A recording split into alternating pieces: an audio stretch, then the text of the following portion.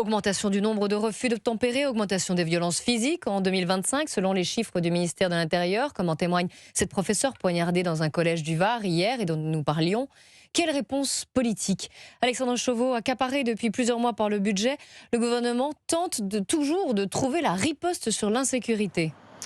Oui, interpellée hier à l'Assemblée sur l'augmentation des tentatives d'homicide, la ministre déléguée auprès du ministre de l'Intérieur, Marie-Pierre Védrenne, répondait ceci. Non, nous ne sommes pas dans la France orange mécanique et notre pays n'est pas devenu un coupe-gorge à ciel ouvert.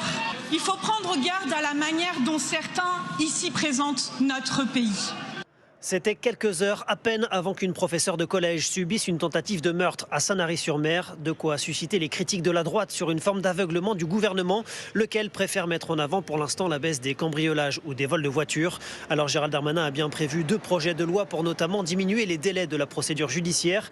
Une réponse qui ne résoudra pas tout, mais qui va dans le bon sens, selon Maude Bréjon, la porte-parole du gouvernement. C'est une réponse qui est nécessairement, et je pense particulièrement à la victime, à sa famille et à ses proches, insatisfaisante lorsqu'on la prononce 2 jours après un tel drame. Mais c'est bien le sens des moyens supplémentaires qui ont été mis pour la justice, pour recruter davantage de professionnels et permettre à ce temps judiciaire d'être plus rapide. Voilà une réponse qui ne devrait surtout pas suffire à calmer les critiques de l'opposition sur le bilan sécuritaire du gouvernement. Alexandre Chauveau, merci beaucoup du service politique d'Europe 1.